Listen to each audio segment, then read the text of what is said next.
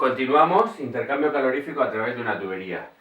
Voy a tener que repetir el vídeo porque hace un segundo me han llamado ofreciéndome un seguro de defunción. Me refiero, a la gente se le está yendo la pinza ya. Te están llamando para, bueno, no sea que uno quiera asegurarse, no sea que va a pasar algo. La verdad es que me acaba de pasar. Bueno, alucinante, ¿no? Tranquilidad, como os digo siempre, aunque yo a veces parecía que no la tenía en clase, pero sí que hay que tener tranquilidad porque aquí no nos vamos a morir de esto, lo vamos a pasar casi todos, pero se morirá una parte pequeña, un poquito quizá más que otros procesos parecidos, eso esperamos, y no veo yo tampoco, es decir, que tenemos que estar preocupados y tenemos que estar aislados, pero vamos, como que contratar ahora un seguro de función, pues no, voy a terminar con el punto 5 al menos antes de esto. Bueno, tenemos una tubería, ¿vale? Y nosotros queremos estudiar el flujo de calor que se produce de la tubería. Nosotros en general no vamos a tener problemas muy complejos, no vamos a diseñar las tuberías de una fábrica donde vaya a haber muchas temperaturas, simplemente vamos a posiblemente tener una temperatura donde por su interior va a ir el agua caliente, una casa, 80-90 grados, y como dentro de la tubería vamos a tener una temperatura 1, o en la temperatura del interior de la tubería alta, y en el exterior vamos a tener una temperatura del exterior probablemente más baja, pues se va a producir un flujo de calor que va a ir del interior de la tubería al exterior, ¿no? De esta forma radial. Dentro tenemos la tubería y el calor va a salir de esta forma radial.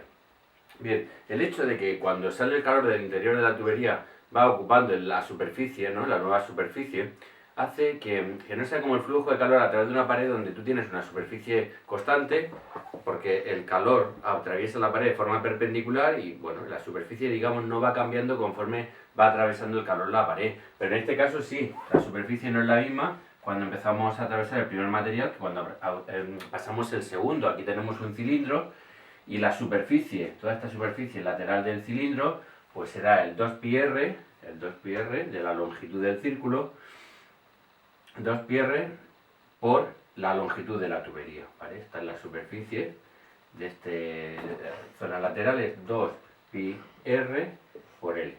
Y conforme el radio, digamos la distancia con respecto al centro de la tubería, es mayor, pues mayor es la superficie. Bien, pues esta dependencia, ¿no?, de la superficie con la longitud es la que hace que las ecuaciones para el flujo de calor a través de una tubería sean algo distintas a las que hemos visto para el flujo de calor. Incluso pues para que, bueno, que las ecuaciones salgan un poco más complejas, ¿vale? Entonces tenemos que volver a estudiar en el flujo de calor a través de una tubería el flujo, la conducción de calor por conducción y la conducción de calor por convección y radiación.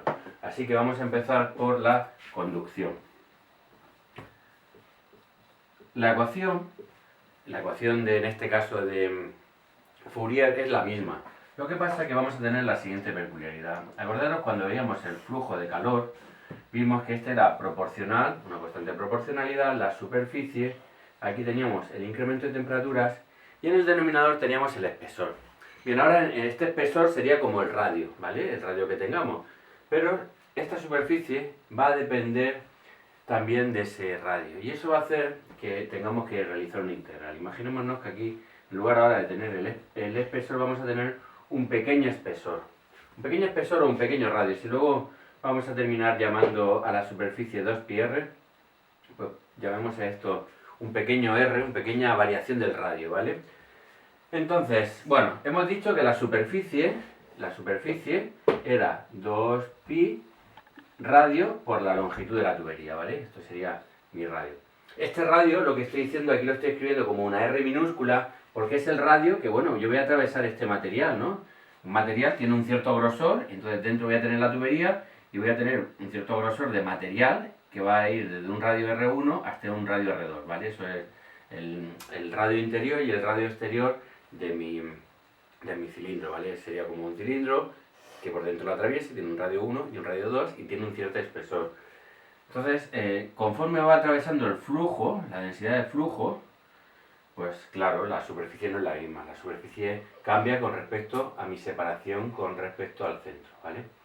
Entonces aquí tengo una R y aquí tengo un incremento de R, una variación de la R. Entonces esto implica que tengo que hacer una integral para hallar la ecuación. No puedo simplemente, por ejemplo, como hacíamos antes, pues decir que la densidad de flujo es el flujo de calor partido por la superficie y esa superficie desaparece. Aquí tendría que hacer, si tenemos esta ecuación, tendría que hacer una pequeña integral en R, que es una cosa muy simple, que tendría el flujo de calor va a ser igual a la lambda por 2pi R por la longitud de la tubería, el incremento de T partido por el incremento de R. Este incremento, bueno, es como la diferencial de R. Esto sería la variación de la temperatura con respecto al radio. Entonces, llevémonos a este lado de la igualdad todo lo que depende de R. Tendríamos phi es igual a incremento de R, perdona, phi por incremento de R partido por R es igual a lambda 2pi L incremento de T. Y aquí esto sería como la variable o la variación de del radio y la variación de la temperatura. Yo puedo integrar aquí en R, desde R1 hasta R2, y aquí integrar en temperatura, desde la temperatura 1 hasta la temperatura 2. 1 podría ser interior y 2 exterior. Entonces la integral en R de diferencial de R partido por R, diferencial de X partido por X, es el logaritmo neperiano. Entonces esto sería phi, logaritmo neperiano, claro, como voy a tener una integral definida, pues logaritmo neperiano en el final, R2 menos logaritmo neperiano en el inicio, R1, y esa resta de los logaritmos es lo que me da el cociente entre R2, el final, partido por R1, ¿vale? Phi por logaritmo neperiano de R2 partido por R1, y aquí simplemente me queda lambda 2pi L, y la integral de diferencial de T es T, y T, límite final T2 y límite inicial T1, pues al final me queda el incremento de T. ¿Vale? Recordar que aquí estoy haciendo como un cálculo infinitesimal, aquí esto está refiriéndose a una pequeña variación de la temperatura debido a una pequeña variación del radio, y aquí este incremento de temperatura ya va a hacer referencia a la variación de temperatura que tengo entre el interior y el exterior de la tubería. Bien, una vez que tengo esta ecuación de aquí, pues voy a escribirla dejando solo la phi, y me queda que phi es igual.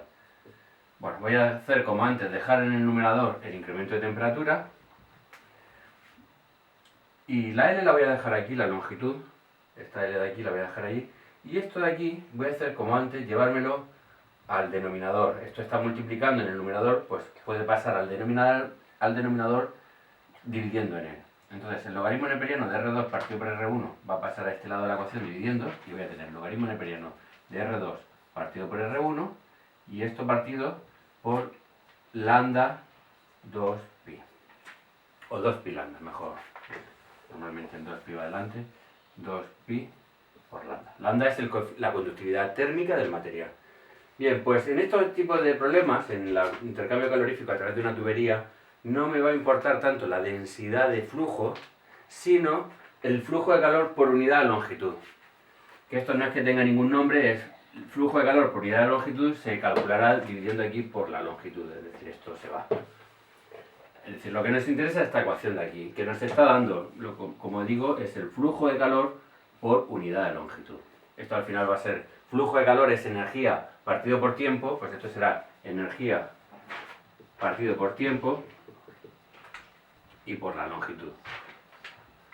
Normalmente uno calcula qué cantidad de energía se pierde en un metro de tubería, que ya conoceré cuántos metros de tubería tendré y sabré cuánto se pierde, ¿vale? Si os dais cuenta, esta ecuación es un poquito pues como la anterior, donde teníamos un incremento de temperatura partido por el espesor, partido por lambda, pero ahora no hay un espesor, hay un logaritmo neperiano del radio final dividido por el radio inicial, ¿vale? Esto es análogo, pero claro, como aquí la superficie cambia con el radio, la superficie del cilindro es distinta, pues tenía que integrar en R y me ha dado ese logaritmo, ¿vale? Pero esta es la ecuación que me describe la transmisión del flujo de calor por conducción dentro de las tuberías, ¿vale? Y podemos hacer algo similar, esto sería por conducción, y podríamos hacer algo similar por convección barra radiación. Entonces sería, bueno, pues el flujo de calor, como vimos, es proporcional a la superficie y al incremento de temperatura. Y la constante de proporcionalidad es la H, ¿vale? Entonces esta superficie, otra vez, la volvemos a escribir como hemos hecho antes, como 2pi R 2pi R, sí. Bueno, perdona, aquí esta R, como aquí estamos hablando, el flujo de calor por convección va a ser en el interior o en el exterior. Entonces aquí la R es una R concreta, es o el radio 1 o el radio 2, ¿vale? El radio del interior o el radio del exterior. Entonces, justo en la superficie interior de la tubería sí que es 2pi radio 1 por la longitud de la tubería, ¿vale? Aquí no tengo la problemática de antes, aquí ya tengo la superficie que me da un 2pi R y H, y L por aquí, ¿vale? Bien, entonces no tengo por qué la necesidad de hacer una integral en dos variables, porque esto no es una variable, no era como antes donde he escrito el radio pequeño. ¿Por qué he escrito un radio pequeño? Porque el radio pequeño es el que me da pues, el estudio de la conducción de este material, y el radio ese pequeño es una variable que va desde R1 hasta R2. Por eso he tenido que hacer la integral desde R1 hasta R2. Pero aquí es simplemente el radio interior, ¿vale? Entonces esta ecuación, pues podemos hacer como antes. Bueno, por un lado, calcular el flujo de calor por unidad de longitud, sería esto de aquí.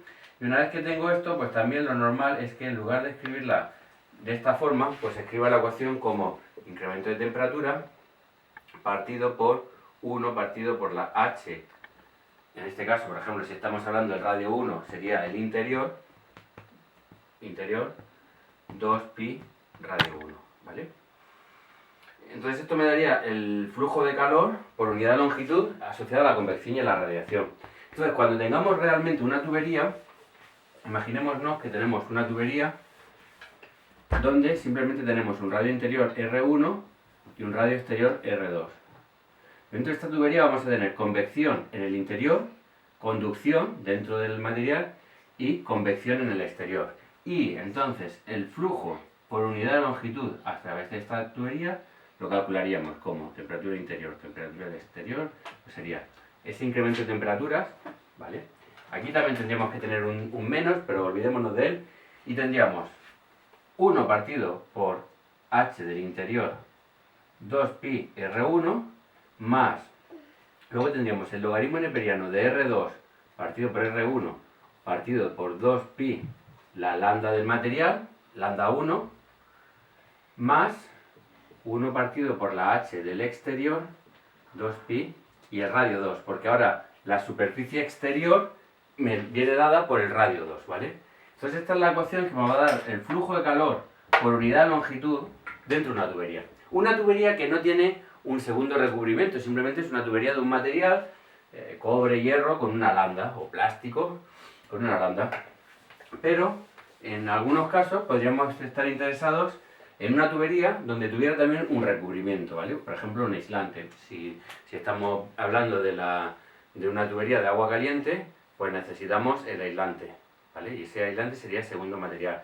Y eso lo vamos a hacer en el siguiente vídeo, porque estamos llegando al tiempo y tenemos que cortar. Así que